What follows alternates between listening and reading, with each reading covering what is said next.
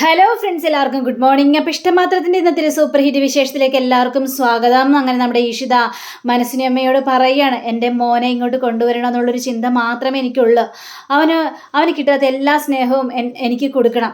അതുകൊണ്ട് തന്നെയാണ് എൻ്റെ കുഞ്ഞ് ജനിക്കുന്നതിന് മുമ്പ് തന്നെ അവനെ ഇങ്ങോട്ട് കൊണ്ടുവരണമെന്ന് ഞാൻ ആഗ്രഹിച്ചതെന്ന് പറഞ്ഞുകൊണ്ട് ഇഷിത പോയി കഴിഞ്ഞപ്പോഴേക്കും ഇഷിതയുടെ ആ നല്ല മനസ്സ് നമ്മുടെ മനസ്സിനെ അമ്മ തിരിച്ചറിയുകയാണ്. ഭയങ്കര സങ്കടം തോന്നുകയാണ്. പിന്നീട് കാണിക്കുന്നത് രചനയും അതേപോലെ തന്നെ ആകാശും ആദിയും കൂടി കോടതിയിലേക്ക് വന്നിരിക്കുക. അപ്പോൾ ആകാശ് പറയാണ്, രചന നീ സങ്കടപ്പെടേണ്ട, നിന്നെ വിട്ട് നിൻ്റെ മോനൊന്നും പോകുകയൊന്നുമില്ലെന്നേ, അവൻ നിൻ്റെ കൂടെ തന്നെയാണെന്നൊക്കെ പറഞ്ഞു കഴിഞ്ഞപ്പോഴേക്കും ആദ്യം ഇങ്ങനെ തല കുലുക്കി ഇങ്ങനെ നിൽക്കുകയാണ്. അപ്പോഴേക്കും രചന കരഞ്ഞുകൊണ്ട് പറയണം, മമ്മിക്കറിയാം, മമ്മിക്ക് നീ അല്ലാതെ വേറെ ആരുമില്ല, നീ മമ്മിയെ വിട്ടു പോകില്ലെന്നറിയാം. നിൻ്റെ ഡാഡി പല പ്രലോഭനങ്ങൾ കൊണ്ടും നിന്നെ അടുപ്പിച്ചിട്ടുണ്ടെങ്കിലും നിനക്ക് മമ്മിയോടുള്ള സ്നേഹം കൂടിയിട്ടുള്ളതെന്ന് മാത്രമാണ് എൻ്റെ വിശ്വാസം.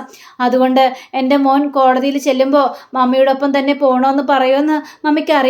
എന്നാലും മോനെ, മമ്മിക്കൊരു ടെൻഷനൊക്കെ ഉണ്ട് എന്നൊക്കെ ഇങ്ങനെ സംസാരിച്ചു കഴിഞ്ഞപ്പോഴേക്കും ഈ ആകാശ മനസ്സിലിങ്ങനെ ചിന്തിക്കുകയാണ്, ഇവളെന്തൊരു മണ്ടിയാണ്, ഇവളിങ്ങനെ മകനോട് ഇങ്ങനെ ചിലചിലാന്നിങ്ങനെ ചിലച്ചുകൊണ്ടിരിക്കുക. പക്ഷേ അവൻ്റെ ഡാഡിയോടൊപ്പം പോകണം തന്നെയാണ് ഇഷ്ടം. അധികം താമസിയാതെ തന്നെ ഇവൻ്റെ ഡാഡിയുടെ കൂടെ തന്നെ പോകും എന്നിങ്ങനെ ആലോചിക്കാം. അപ്പോൾ രചന വീണ്ടും ആദ്യം ബ്രെയിൻ വാഷ് ചെയ്തുകൊണ്ടിരിക്കുകയാണ്. മോനും മമ്മിക്ക് വാക്കുതാ, ഡാഡിയോടൊപ്പം പോകില്ലെന്ന് വാക്കുതാ, മമ്മിക്ക് വേറെ ആരും ഇല്ലല്ലോ, മോൻ മാത്രമല്ലേ ഉള്ളൂ, മമ്മിക്ക് എല്ലാ കാര്യത്തിനും സപ്പോർട്ട് ചെയ്യാനായിട്ട് മോൻ മാത്രമല്ലേ ഉള്ളൂ, അപ്പോൾ മോൻ പോകരുതെന്ന് പറഞ്ഞുകൊണ്ട് ഭയങ്കരമായിട്ട് ഇങ്ങനെ കെഞ്ചുകയാണ്. അപ്പോൾ അങ്ങനെ കെഞ്ചി കഴിഞ്ഞപ്പോഴേക്കും ഈ ആദ്യം ഇങ്ങനെ പറയാണ്, മമ്മി ഞാൻ പറയട്ടെ മമ്മി, എൻ്റെ മനസ്സിലുള്ള എല്ലാ കാര്യങ്ങളും മമ്മിയോട് പറയാം. മമ്മി ചെയ്തത് വളരെ തെറ്റായ കാര്യമാണ്. മമ്മിക്ക് ഇങ്ങനൊരു പേടി ഉണ്ടായിരുന്നെങ്കിൽ മമ്മി എന്തിനാണ് ഈ അബദ്ധത്തിൽ ചെന്ന് ചാടിയത്? മക്കളെക്കുറിച്ച് ചിന്തയുണ്ടായിരുന്നെങ്കിൽ ഭർത്താവിനെ ഉപേക്ഷിച്ച് വേറൊരുത്തിൻ്റെ ഒപ്പം പോകില്ലായിരുന്നു എന്ന് കോടതിയുടെ മുൻപിൽ തന്നെ ഇങ്ങനെ ഇരുന്ന് പറയണം ആദി. ഇത് കേട്ടതും രചന പേടിച്ചു പോയി. രചനയാണെങ്കിൽ ആദി എന്ന് പറഞ്ഞ് വിളിക്കണം. അതെ, മമ്മി നല്ലൊരു സ്ത്രീ ആയിരുന്നെങ്കിൽ, കുടുംബത്തെക്കുറിച്ച് ചിന്തിക്കുന്ന ഒരാളായിരുന്നെങ്കിൽ എൻ്റെ ഡാഡി എന്തിനാണ് സങ്കടപ്പെടുത്തിയത്? അപ്പം മമ്മിക്ക് തോന്നി ഡാഡിക്ക് കഴിവില്ല, ഡാഡിക്ക് പണമില്ല, ഡാഡി ഒരു ദരിദ്രവാസിയാണ് എന്നൊക്കെ വിചാരിച്ചുകൊണ്ടല്ലേ ഈ അങ്കിളോടൊപ്പം മമ്മി പോയത്. അതുകൊണ്ടാ മമ്മിക്ക് ഇങ്ങനെയൊക്കെ സംഭവിക്കാനുള്ള കാരണം. ഇനിയും അനുഭവിച്ച മമ്മി അടങ്ങോള് എന്ന് പറഞ്ഞ് നമ്മുടെ ആദ്യം ഭയങ്കരമായിട്ടും കിടന്ന് പറഞ്ഞിട്ട് അവിടെ നിന്ന് പോവാണ്. അപ്പം രചനയ്ക്ക് ഇതൊക്കെ കേട്ട് കഴിഞ്ഞപ്പോഴേക്കാകെ സങ്കടവും തോന്നി. അപ്പം ആകാശെ പറഞ്ഞത് കേട്ടില്ലേ, എൻ്റെ മോൻ പറയുന്നില്ല, അവൻ എന്നോട് തർക്കിച്ച് കയറുന്നു. ആകാശേ, അതൊന്നും കുഴപ്പമില്ലെന്നേ, കോടതിയിൽ നിനക്ക് തന്നെ ആദിയെ കിട്ടും, പേടിക്കേണ്ട ആവശ്യമൊന്നുമില്ല. പക്ഷേ അവൻ പറഞ്ഞാലോ, അവൻ്റെ ഡാഡിയോടൊപ്പം പോകണമെന്ന് അവൻ പറഞ്ഞാലോ, അതിനെല്ലാം തിരുത്താനുള്ള വഴികളെല്ലാം നമ്മുടെ കയ്യിലുണ്ടല്ലോ. അപ്പോൾ അതെല്ലാം പാളി സ്ഥാപിച്ച് കൊടുത്താൽ മതി അങ്ങോട്ട് കോടതിയുടെ മുൻപാകെ, അല്ലാതെയൊന്നും പേടിക്കേണ്ട കാര്യമൊന്നുമില്ല എന്നും പറയാം. അങ്ങനെ കോടതിയിൽ ആ ഒരു വിധി വന്നിരിക്കുകയാണ്. അപ്പം നമ്മുടെ കോടതിയിലേക്ക് ആകാശും രചനയും ആദിയും കയറി ഇങ്ങനെ ഇരിക്കുകയാണ്. അതേപോലെ തന്നെ മഹേഷിൻ്റെ വക്കീലും, ഇത്രയും പേരാണ് അവിടെ വന്നിരിക്കുന്നത്. അപ്പോൾ ജഡ്ജി വരികയാണ്. ജഡ്ജി വന്നിട്ട് കാര്യങ്ങൾ പറയുകയാണ്. ഏതായാലും സംസാരിക്കാം എന്ന് പറഞ്ഞു കഴിഞ്ഞപ്പോഴേക്കും നമ്മുടെ മഹേഷിനെ അങ്ങോട്ട് വിളിച്ചു കഴിഞ്ഞപ്പോഴേക്കും വക്കീൽ വന്നിട്ട് ഇങ്ങനെ പറയുകയാണ്, കോടതിയുടെ മുമ്പാകെ സത്യം മാത്രമേ ബോധിപ്പിക്കുകയുള്ളൂ എന്നൊക്കെ പറഞ്ഞപ്പോഴേക്കും അതേപോലെ തന്നെ നമ്മുടെ മഹേഷും പറയുകയാണ്, അവിടുത്തെ ആ റൂൾസും കാര്യങ്ങളൊക്കെ അവിടെ ചെയ്ത് കഴിഞ്ഞപ്പോഴേക്കും ഇനി നിങ്ങൾ എന്തുകൊണ്ടാണ് മകനെ വേണമെന്നും പറഞ്ഞുകൊണ്ടൊരു അപ്പീൽ കൊടുത്തത് എന്ന് ചോദിച്ചു കഴിഞ്ഞപ്പോഴേക്കും ബഹുമാനപ്പെട്ട കോടതി, ഞാൻ നേരത്തെയും പണ്ടും ഇതിനു മുമ്പ് അപ്പീൽ കൊടുത്തിട്ടുണ്ട്. കാരണം ഈ ഒരു കേസ് ഇവിടെ നടന്നിട്ടുള്ളതാ. അങ്ങനെയാണ് മകളെ എൻ്റെ ഒപ്പവും മകൻ്റെ മമ്മിയോടൊപ്പം വിട്ടുകൊടുത്തത്. പക്ഷേ കുറേ നാളുകൾക്ക് ശേഷം എൻ്റെ മകൻ എന്നെ വിളിച്ചായിരുന്നു. പക്ഷേ അതിനെ തുടർന്ന് ഞാൻ എൻ്റെ മകനോട് ഒരു കാര്യവും ആവശ്യപ്പെട്ടിട്ടില്ല. പക്ഷേ എൻ്റെ മകനെ ആവശ്യപ്പെടുകയോ അല്ലെങ്കിൽ അവനെ ശല്യപ്പെടുത്തുകയോ ചെയ്യാനായിട്ട് ഞാൻ ഇതുവരെയായിട്ടും എൻ്റെ ആദ്യ ഭാര്യയുടെ മുന്നിലേക്ക് ഞാൻ പോയിട്ടില്ല ബഹുമാനപ്പെട്ട കോടതി. ഇത് സത്യമായ കാര്യം തന്നെയാണ്. അപ്പോൾ ഇതൊക്കെ കേട്ട് കഴിഞ്ഞപ്പോഴേക്ക് രചന ആകാശിനോട് പറയണ, കണ്ടില്ലേ എന്തു നുണയാണ് പറയുന്നത്, നീ മിണ്ടാതിരിക്കുക രചന, എവിടത്തോളം പോകുന്നു നമുക്കൊന്ന് കാണണമല്ലോ, നീ മിണ്ടാതിരിക്കുക. അപ്പോൾ വീണ്ടും മഹേഷ് പറയണം, അതുകൊണ്ട് തന്നെ പക്ഷെ ഞാൻ ഇപ്പോൾ കോടതിയുടെ മുന്നിൽ വന്നിരിക്കുന്നത് എൻ്റെ മകൻ വിളിച്ചുകൊണ്ട് മാത്രമാണ്. അവൻ എന്നോട് പറഞ്ഞു ഇനി എനിക്ക് അവരുടെ കൂടെ താമസിക്കാനായിട്ട് കഴിയില്ല എന്ന്. പക്ഷേ ഇനി മമ്മിയോടൊപ്പം താമസിച്ചു കഴിഞ്ഞിട്ടുണ്ടെങ്കിൽ എൻ്റെ ജീവൻ വരെ ആപത്തിലാകുണ്ടാടി എന്നൊക്കെ എന്നോട് കെഞ്ചി പറഞ്ഞതുകൊണ്ടാണ് ഞാൻ ഇപ്പോൾ എൻ്റെ മകനെ രക്ഷിക്കാൻ വേണ്ടിയും അതേപോലെ തന്നെ എനിക്ക് വിട്ടുകിട്ടണമെന്ന് പറയാൻ വേണ്ടി തന്നെയാണ് ഞാൻ വന്നിരിക്കുന്നത് എന്നൊക്കെ ഇങ്ങനെ മഹേഷ് പറയും. ഇത് കേട്ട് കഴിഞ്ഞപ്പോഴേക്ക് ജഡ്ജിയാകെ ഞെട്ടിങ്ങനെ നിൽക്കുകയാണ്. എൻ്റെ ആദ്യ ഭാര്യ ഒരുത്തൻ്റെ ഒപ്പം ഇറങ്ങിപ്പോയി. അവൻ്റെ പേര് ആകാശ് മേനോൻ എന്നാണ്. അവനൊരു ബിസിനസ്സുകാരനാണ്. പക്ഷേ ഞങ്ങളുടെ കുടുംബം തകർക്കാൻ വേണ്ടിയാണ് അവൻ ഇങ്ങനൊരു കളി കളിച്ചത്. ഞങ്ങളുടെ കുടുംബം തകരുകയും ചെയ്തു. അതേപോലെ തന്നെ എൻ്റെ മകനെ അവൻ ഒരുപാട് ഉപദ്രവിച്ചു. അത് എൻ്റെ മകൻ പറഞ്ഞ കാര്യങ്ങൾ തന്നെയാണ്. എൻ്റെ മകൻ നന്നായിട്ട് പഠിക്കുന്നൊരു കുട്ടിയാണ്.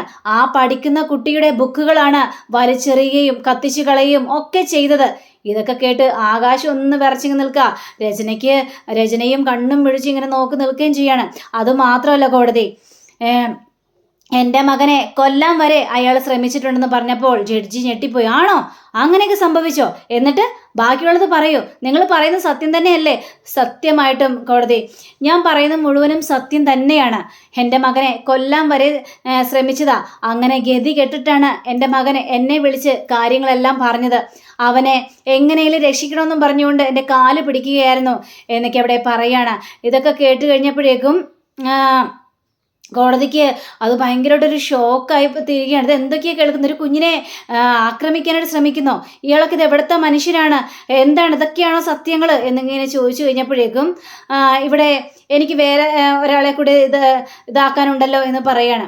അപ്പോൾ നമ്മുടെ വക്കീലാണെങ്കിൽ പറയാണ്, മഹേഷിൻ്റെ ആദ്യ ഭാര്യ വന്നിട്ടുണ്ട്, ആദ്യ ഭാര്യയെ വിശദീകരിക്കാം എന്ന് പറഞ്ഞു കഴിഞ്ഞപ്പോഴേക്കും നമ്മുടെ രചനയെ വിളിക്കാം. അപ്പം രചനയെ വിളിച്ച് രചനയോട് കാര്യങ്ങളെല്ലാം ചോദിക്കുകയാണ്. ഇവിടെ സത്യം മാത്രം ബോധിപ്പിക്കുകയാണെന്നും രചനയും പറയാം. അപ്പം രചന ഇങ്ങനെ സംസാരിക്കുകയാണ്. ഇയാൾ പറയുന്നത് മുഴുവനും കള്ളത്തരങ്ങളാണ് ബഹുമാനപ്പെട്ട കോടതി. കാരണം എൻ്റെ മകന് അങ്ങനെ ഒരു കാര്യം പറയില്ല. കാരണം എന്നെയും എൻ്റെ മകനെയും പെരുവഴിയിലേക്ക് ഇയാൾ ഇറക്കി വിട്ട് കഴിഞ്ഞപ്പോഴേക്കും എനിക്ക് സഹായമായിട്ട് വന്നതാണ് ആകാശ് മേനോൻ. നല്ലൊരു ബിസിനസ്മാനാണ് ആകാശ് മേനോൻ എന്നൊക്കെ ഇങ്ങനെ പറയാം. ഇങ്ങനെ പറഞ്ഞു കഴിഞ്ഞപ്പോഴേക്കും നിങ്ങളപ്പോൾ കല്യാണം കഴിച്ചിട്ടുള്ളതാണ്? ഇല്ല, എൻ്റെ മകന് വേണ്ടിയാണ് ഞാൻ ജീവിക്കുന്നത്. അതുകൊണ്ട് എൻ്റെ ജീവിതം പോലും കളഞ്ഞ് ഞാനൊരു കല്യാണം പോലും കഴിക്കാതെ എൻ്റെ മകന് വേണ്ടി മാത്രമാണ് ഞാൻ ജീവിച്ചുകൊണ്ടിരിക്കുന്നത് ബഹുമാനപ്പെട്ട കോടതി എന്ന് പറയാം. ഒക്കെ കേട്ട് കഴിഞ്ഞപ്പോഴേക്കും കോടതി നിന്ന് അപ്പോൾ രചനയാണെങ്കിൽ കരഞ്ഞ് നിലവിളിച്ച് കോടതിയുടെ മുന്നേ, അതുകൊണ്ട് എൻ്റെ മകനെ യാതൊരു കാരണവശാലും അങ്ങേർക്ക് വിട്ടുകൊടുക്കാൻ നിൽക്കരുത്. അങ്ങേരെ എന്നോട് എൻ്റെ മകനോട് ചെയ്ത് വളരെയേറെ ക്രൂരമായ കാര്യങ്ങൾ തന്നെയാണ്. എൻ്റെ മകളെ അങ്ങേർക്ക് വിട്ടുകൊടുക്കുകയും ചെയ്തു. പക്ഷേ ഇവിടെ സംഭവിക്കുന്നത് എൻ്റെ മകനെയും എങ്ങനെയെങ്കിലും പിടിച്ചെടുക്കാനുള്ള ശ്രമത്തിലും എന്നെ തകർക്കാനുള്ള ശ്രമത്തിലും ഒക്കെയാണ് ചെയ്തു കൂട്ടുന്നത്. എൻ്റെ മകനോട് പോയി കഴിഞ്ഞാൽ ബഹുമാനപ്പെട്ട കോടതി, എനിക്ക് വേറെ ആരുമില്ല. ഞാൻ ഒറ്റപ്പെട്ട ഒരു അവസ്ഥയിലായി പോകും. ഞാനും എൻ്റെ മകനും മാറി താമസിച്ചാൽ തീരാവുന്ന പ്രശ്നങ്ങളേ ഇതുള്ളൂ. ഞാൻ ആകാശ് മേനോൻ്റെ ഒപ്പം കൂടി നിൽക്കുന്നതാണ് ഇവർക്കൊന്നും തീരെ ഇഷ്ടപ്പെടാത്തൊരു കാര്യം എന്നൊക്കെ ഇങ്ങനെ പറയാം. അങ്ങനെ പറഞ്ഞു കഴിഞ്ഞപ്പോഴേക്കും കോടതി പറയുകയാണ്, നിങ്ങളവിടെ പോയിരിക്കും, നിങ്ങൾ കരയേണ്ട, നിങ്ങളവിടെ പോയിരിക്കും, എന്തെങ്കിലും ഞാൻ തീരുമാനം ഉണ്ടാക്കാം എന്ന് പറഞ്ഞുകൊണ്ട് രചനയെ പറഞ്ഞു വിടുകയാണ്. ആദ്യം ഇതെല്ലാം കേട്ട് കഴിഞ്ഞപ്പോഴേക്കും കലി സഹിക്കാൻ പോലും പറ്റുന്നില്ല. അങ്ങനെ ഇനി ഇവരുടെ വാദം വക്കീൽ വരൂ എന്നൊക്കെ ഇങ്ങനെ സംസാരിച്ച് കഴിഞ്ഞപ്പോഴേക്കും നമ്മുടെ വക്കീൽ വരിക. അപ്പോൾ വക്കീൽ വന്നിട്ട് ഈ മഹേഷിനെ കുറിച്ചുള്ള കാര്യങ്ങളെല്ലാം സംസാരിക്കുകയാണ്. മഹേഷ് എന്ന് പറഞ്ഞാൽ എൻ്റെ കക്ഷി സംസാരിച്ചത് മുഴുവനും വളരെയേറെ സത്യസന്ധമായിട്ടുള്ള കാര്യങ്ങളാണ് കോടതി. കാരണം ഈ മകൻ പറഞ്ഞിട്ട് തന്നെയാണ് മകനെതിരെ വിട്ടുകിട്ടണമെന്നും പറഞ്ഞുകൊണ്ട് കോടതിയിൽ ഒരു അപ്പീൽ കൊടുത്തത്. അത് സത്യസന്ധമായ കാര്യം തന്നെയാണ്. അപ്പോൾ നമ്മുടെ ഈ ആകാശിൻ്റെ വക്കീൽ ചാടി എണ്ണിട്ട് പറയാം, അതിന് നിങ്ങളുടെ തെളിവൊക്കെ ഉണ്ടോ എന്നൊക്കെ ചോദിച്ചപ്പോൾ തെളിവൊക്കെ ഉണ്ട്. അതിന് അതെ ഈ രചനയും അതേപോലെ തന്നെ ആകാശും ഉള്ള ബന്ധം ലിവിങ് ടുഗദറാണ് കോടതി എന്ന് പറയാണ്. അതാ ചോദിച്ചത്, നിങ്ങളുടെ തെളിവുണ്ടോ എന്ന് ചോദിച്ചപ്പോഴേക്കും തെളിവിന് സഹിതമായിട്ടല്ലേ ആകാശ് മേനോൻ ഇപ്പോൾ രചനയുടെ കൂടെ വന്നിരിക്കുന്നത്. ഇത് കേട്ട ആകാശ് ഒന്ന് പതറിപ്പോവാണ്. അപ്പോൾ ഏതായാലും ഇവിടെ വാക്ക് തർക്കങ്ങൾ വേണ്ട കോടതി. കാരണം ആ മകനെ വിശദീകരിച്ച് കഴിഞ്ഞിട്ടുണ്ടെങ്കിൽ കാര്യങ്ങളെല്ലാം മനസ്സിലാവുമല്ലോ. അതുകൊണ്ട് തന്നെ മകനെ ഒന്ന് വിശദീകരിക്കണം എന്നിങ്ങനെ പറഞ്ഞു കഴിഞ്ഞപ്പോഴേക്കും നമ്മുടെ കോടതിയാണെങ്കിൽ ഇതിന് ചില കാര്യങ്ങളൊക്കെ എനിക്ക് മനസ്സിലായിട്ടുണ്ട്. കാരണം ഈ ഒരു കേസ് ഇതിന് മുമ്പും ഞാൻ വാദിച്ചിട്ടുള്ളതാണ്. അതുകൊണ്ട് തന്നെ എനിക്കിതൊന്ന് കുറച്ച് വിശദമായിട്ട് പഠിക്കാനുണ്ട്. അപ്പോൾ ഇനി അടുത്ത കേസ് 16-ാം തീയതിക്ക് മാറ്റി വെച്ചിരിക്കുകയാണ് എന്ന് പറയുകയാണ്. അങ്ങനെ ആ കോടതി അവിടെ പിരിയാം. അപ്പോൾ അങ്ങോട്ട് കോടതി പിരിഞ്ഞു കഴിഞ്ഞപ്പോഴേക്കും നമ്മുടെ ആകാശ് പുറത്തിറങ്ങി വരികയാണ്. അപ്പോഴേക്കും ഈ ആകാശിൻ്റെ വക്കീല് മഹേഷിനെയും ആദിയെയും നോക്കിക്കൊണ്ടിരിക്കുക. കാരണം മഹേഷും ആദ്യം കൂടി കളിച്ച് ചിരിച്ച് വർത്തമാനം പറയുന്ന ഒരു സീനാണ് ഇവിടെ കാണുന്നത്. അപ്പോൾ ആകാശ് ചോദിക്കണം, എന്താ വക്കീൽ അവരെ നോക്കി നിൽക്കുകയാണ്? അല്ല, എനിക്കൊന്നും മനസ്സിലാവുന്നില്ല, കണ്ടില്ലേ മകനും അച്ഛനും നല്ല കൂട്ടിലാണ്. അപ്പോൾ ഉറപ്പായിട്ട് മകൻ പറയും എനിക്ക് ഡാഡിയോടൊപ്പം പോയാൽ മതിയെന്നേ പറയുള്ളൂ. പിന്നെ താൻ എന്താ ആകാശ് എനിക്ക് മനസ്സിലാവുന്നില്ല തന്നെക്കുറിച്ച്. അതാണ് വക്കീലെ ആകാശിനെ മനസ്സിലാക്കാനായിട്ട് ഈ ലോകത്ത് ഒരാൾ മാത്രമേ ഉള്ളൂ, അത് ആകാശ് മാത്രം തന്നെയാണ്. അതുകൊണ്ട് വക്കീലൊന്നും കാര്യം മനസ്സിലാവില്ല. വക്കീല് കുഴിയെണ്ണേണ്ട ആവശ്യം ഇല്ല, അപ്പം തിന്നാ പോരെ. ഞാൻ വക്കീല് തരാനുള്ള ഫീസുകളെല്ലാം തന്നിട്ടുണ്ടല്ലോ, പിന്നെന്താ പ്രശ്നം? അതുകൊണ്ട് ഈ കേസ് തോറ്റു കൊടുക്കുന്നത് തന്നെയാണ് നല്ലത്. എൻ്റെ മനസ്സിലെ അങ്ങനെ പല ഉദ്ദേശങ്ങളുണ്ട്. വക്കീലിനെ ചോദിക്കുന്ന മുഴുവനും ഞാൻ തരുന്നുണ്ട്. പിന്നെ വക്കീലെ, എനിക്കൊരു കാര്യം കൂടി പറയാനുണ്ട്. ഈ ഒരു കേസിലെ എന്നെയും കൂടി ഒന്ന് വിശദീകരിക്കാൻ വിളിക്കണം എന്നൊക്കെ ഇങ്ങനെ പറയണം. എടോ, തന്നെ തന്നെ വിശദീകരിക്കണം പറയണം, കേൾക്കുന്നു വക്കീലെ. അതുപോലെ അങ്ങോട്ട് ചെയ്താൽ മതി. അപ്പോൾ രചന വരികയാണ്. അപ്പോൾ രചന ചോദിക്കണം, എന്താ ഇവിടെ കാര്യം എന്ന് ചോദിച്ചപ്പോഴേക്കും അത് വേറൊന്നുമല്ല, എന്നെയും കൂടി ഒന്ന് വിശദീകരിക്കാനായിട്ട് വിളിക്കണം എന്ന് ഞാൻ വക്കീലിനോട് പറയുമായിരുന്നു.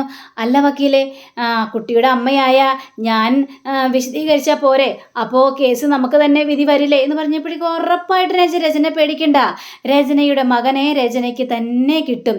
അപ്പോൾ അപ്പോൾ വക്കീലിന് അത്രയും കോൺഫിഡൻ്റ് ആണോ എന്ന് ചോദിച്ചപ്പോൾ പിന്നെ അല്ലാതെ, കിട്ടുന്ന പൈസയ്ക്ക് എന്തെങ്കിലുമൊക്കെ ചെയ്യണ്ടേ? ഇത് കഴിഞ്ഞപ്പോഴേക്കും ഓഹോഹോ മനസ്സിലായി. ഫീസിൻ്റെ കാര്യമാണ് വക്കീല് പറഞ്ഞത്, പിന്നെ അല്ലാതെ. അപ്പോൾ രചനയോട് പറയാണ്, രചന അങ്ങോട്ടൊന്ന് നോക്കിയെന്ന് പറഞ്ഞപ്പോഴേക്കും രചന കണ്ട കാഴ്ച അത് ഞെട്ടിക്കുന്ന കാഴ്ചയായിരുന്നു. കാരണം മഹേഷും ആദ്യം കൂടി വല്ലാത്ത രീതിയിൽ നല്ല സന്തോഷത്തോടെ സംസാരിക്കുന്ന കാണുന്നത്. കുറച്ച് കഴിഞ്ഞപ്പോഴേക്കും അവർ രണ്ടുപേരും കാറിൽ കയറി പോവുകയും ചെയ്തു. അപ്പോൾ രചനയ്ക്കാകെ പേടി തോന്നുക, ഇനി എന്ത് ചെയ്യും? അവനാണെങ്കിൽ ഡാഡിയോട് ഭയങ്കര കൂട്ടുകൂടിയല്ലോ എന്നൊക്കെ പറഞ്ഞു കഴിഞ്ഞപ്പോഴേക്കും അതിൻ്റെ കാര്യത്തോർത്തൊന്നും പേടിക്കേണ്ട ആവശ്യമൊന്നുമില്ല. കോടതിയിൽ വാദിക്കാനായിട്ട് നമ്മുടെ വക്കീലല്ലേ നിൽക്കുന്നത്. പെട്ടെന്ന് ആകാശം നോക്കിക്കഴിഞ്ഞപ്പോഴേക്കും ദാ വരുന്നു സുമിയുടെ അമ്മാവനെ കണ്ടു കഴിഞ്ഞപ്പോഴേക്കും ആകാശം ഒന്ന് ഞെട്ടിപ്പോയി. അപ്പോൾ രചനയോടും വക്കീലിനോടും പറയണം, നിങ്ങൾ ഏതായാലും ഓഫീസിൽ പോയെന്ന് സംസാരിച്ചോ, എനിക്ക് ഒരു കക്ഷിയെ കാണാനുണ്ട്, ഞാൻ ഇതിനെ കണ്ടിട്ട് വരാം, ശരി നിങ്ങൾ പോയിക്കോ എന്ന് പറയാം. ആകാശ് സുമിയുടെ അമ്മാവനെ നോക്കുകയാണ്, സുമിയുടെ അമ്മാവൻ ആകാശിനെ നോക്കുകയാണ്. അപ്പം അങ്ങനെയും കാണിച്ചുകൊണ്ടാണ് നമ്മുടെ ഇന്നത്തെ റിവ്യൂ അവസാനിച്ചിരിക്കുന്നത്. അടുത്ത റിവ്യൂവിനായി കാത്തിരിക്കുക, സബ്സ്ക്രൈബ് ചെയ്യുക. എല്ലാവർക്കും നല്ലൊരു ദിനം ആശംസിച്ചുകൊണ്ട് തന്നെ നമസ്കാരം. Thank you. See you. By.